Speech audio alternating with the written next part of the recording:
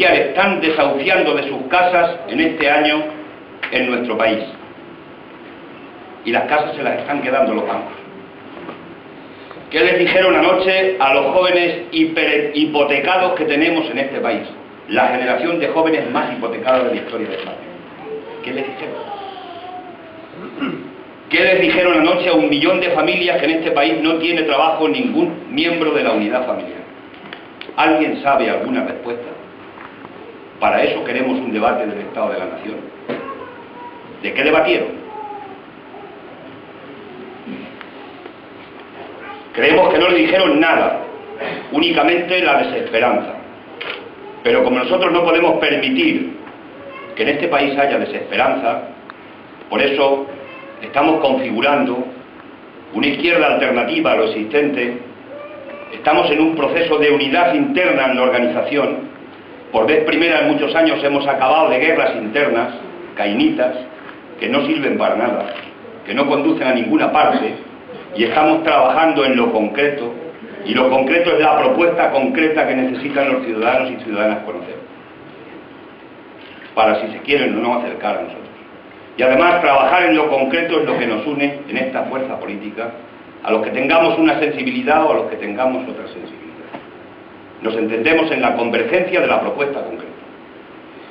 Y en eso estamos. Y por eso hoy queremos reflexionar sobre la crisis. Y sin entrar en la crisis internacional financiera, que ya sabéis cómo es, ya sabéis que buscando el informe Ninja encontráis 35 páginas, que hay un profesor jubilado que explica perfectamente lo que es la crisis financiera. No hace falta que la expliquemos. Si hablamos de la crisis en nuestro país, que aunque no hubiera habido crisis a nivel de Europa y a nivel internacional, hubiéramos tenido nuestra propia crisis en este país. Y tenemos una crisis que está fundamentada, fundamentalmente en el ladrillo, en la construcción de vivienda. Y eso lo imaginamos, incluso lo sabemos muchos que hemos investigado en ese asunto.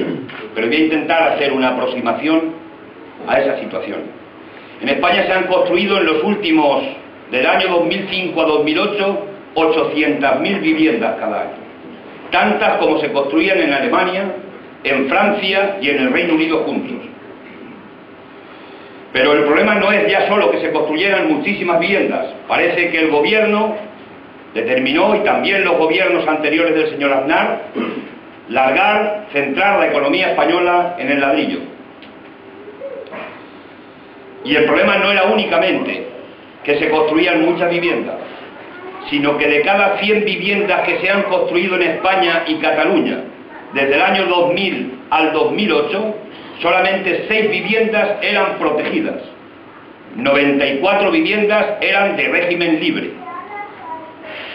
¿Esto qué quiere decir? Esto quiere decir que los gobiernos de turno le dijeron a los promotores urbanísticos: ahí tienen ustedes una generación de jóvenes que necesitan vivienda, porque los jóvenes tienen una manía, que parecen muchos a los jóvenes de nuestra generación, de los que ya tenemos canas, y es que se suelen enamorar, se quieren emancipar, quieren vivir debajo de un techo y quieren tener una cosa tan tonta, tan simple y tan necesaria como es una vivienda. Y los gobiernos le dijeron a los promotores urbanísticos: ahí tienen ustedes la generación de jóvenes de este país para que ustedes le vendan viviendas. Nosotros, el Estado, construimos poquitas.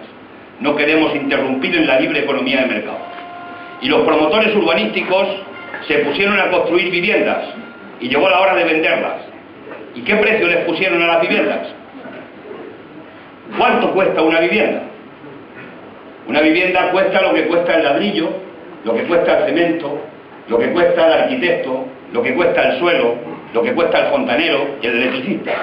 Todo eso y un poquito más junto es lo que cuesta una vivienda. Pero los promotores urbanísticos decidieron que, como no había competencia del Estado, como no había vivienda pública, empezaron a subir los precios de la vivienda para arriba.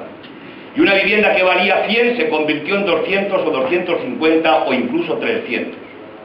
Y los jóvenes, esos que tenían la manía de emanciparse, fueron a comprar una vivienda. Y como eran miluristas la mayoría, 11 millones de miluristas en este país y menos, por debajo de 1.000 euros, aunque se juntaran dos, no llegaban ni a los 2.000 euros. Y cuando preguntaron cuánto le salía la hipoteca de la vivienda, como los promotores la habían subido tanto, le dijeron, pues te sale 1000 y pico euros la letra cada mes. Y los jóvenes dijeron, no podemos comprar la vivienda, pero no había vivienda pública del Estado. Y entonces vinieron nuestros amigos eternos, los banqueros, y nos dijeron, no os preocupéis, jóvenes, en lugar de 15 años de crédito, vamos a dar crédito a 40. Y aquella pareja de jóvenes llegó y dijo, qué bien, en lugar de 1000 y pico euros cada letra, pues a 40 años la pagamos en cómodos plazos de 700, 800 euros. Entonces nos podemos meter en la vivienda. Y se metieron y compraron la vivienda. Y se hipotecaron de por vida. Y perdieron su libertad donde empezaba la hipoteca de la vivienda. Y así durante tantos años. Pero vino un problema, y es que los jóvenes ya no podían comprar más viviendas. Porque algunos empezaron a pensar y dijeron, pero ¿cómo nos vamos a hipotecar de por vida? Y coincidió con la crisis financiera internacional y los bancos empezaron a sujetar el dinero. Y a partir de ahí, como se había construido tanta vivienda, nadie compraba ya viviendas. Y entonces, ¿qué sucede? A partir de ese momento, pues que empiezan a despedir a trabajadores de la construcción porque ya no hay que construir más viviendas. Y se empieza a quedar parada gente de la construcción. Y se empiezan a caer sectores que dependían de la construcción. Y se empiezan a caer otros sectores que no dependían directamente de la construcción, pero que les afecta la crisis porque la gente tiene menos dinero, puede comprar menos y llega la crisis hasta los vehículos y ya se compran menos coches. Y afecta al consumo de manera directa. Y le afecta hasta a los periodistas que pensaban que jamás les iban a despedir de periódicos muy renombrados en este país y sin embargo le han aplicado expedientes de regulación de empleo y los han ido echando. Y la crisis le ha llegado a gente que no pensó jamás que le podía llegar en este sistema capitalista de producción donde todos íbamos a ser ricos, tener BMWs y chalet en la sierra. Y cuando alguien defendíamos principios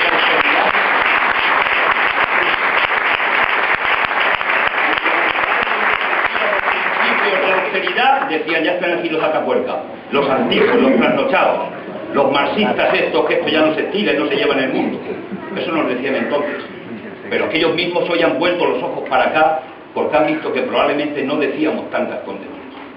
Y por eso hay gente que se nos acerca ahora, que no se acercó entonces.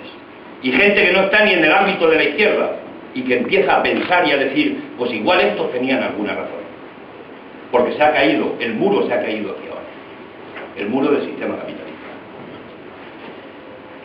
A partir de ahí, aquí hay víctimas, hay beneficiarios y hay responsables.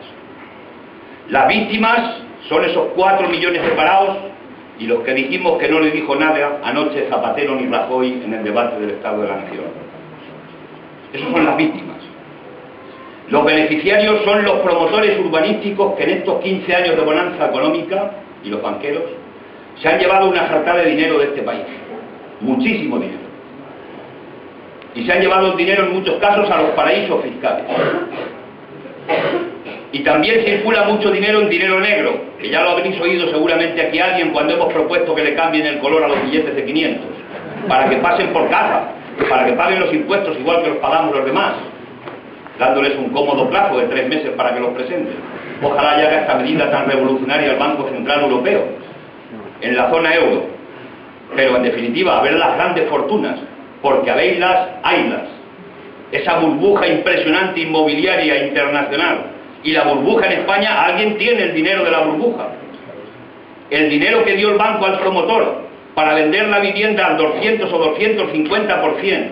Y ahora esa vivienda que le devuelven o que le desahucian a la gente y se la quitan, que no tiene más valor en el mercado que la mitad de lo que valía entonces, esa diferencia del dinero, la tiene alguien. La tienen los promotores urbanísticos, los que se han enriquecido. Los que se han llevado el dinero en muchos casos a los paraísos fiscales. A esos paraísos fiscales que amagan y no dan. Porque mucho dice Zapatero y mucho dicen los gobiernos que hay que quitar los paraísos fiscales, pero que los quiten ya en lugar de decirlo. Porque aquí hay que pagar impuestos todo el mundo. Porque además lo dice el artículo 31 de la Constitución española. Dicho eso, en este momento en este país hay responsables. ¿Y los responsables quiénes son? ¿Los marcianos? No, los responsables son los gobiernos. ¿Y qué gobiernos? Los gobiernos del señor Aznar. Y los gobiernos